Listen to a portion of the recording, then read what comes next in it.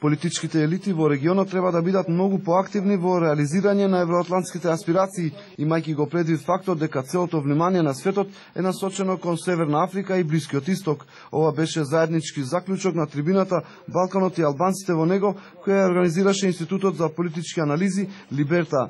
За да се стигне до Брисел, не треба да се свртиме назад кон минатото, изјави специјално од гости на трибината косовскиот публицист Ветон Сурој.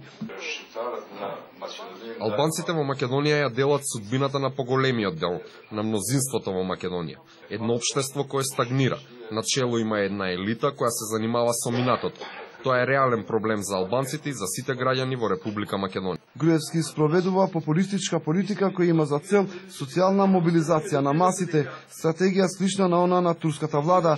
Таа стратегија бара многу пари, а за разлика од турскиот премиер Ердоган, оваа влада нема двоцифрен економски раст за да ја имплементира, изјави политичкиот аналитичар Саша Ордановски. Груевски е технократ. Тој прида на целиот проект со една економска логика. Тој ја дели истата илузија која може би во известна мерка имаше Анте Марковиќ на времето, а таа илузија во една реченица може да се опише со квалификацијата дека економијата ќе ја победи политиката.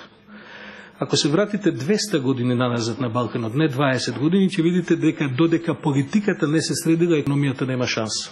Албанскиот политички фактор во Македонија сам придонесе во губењето на својот одлучувачки капацитет за стратешките тежнење на државата, рече публицистот Ким Мехмети.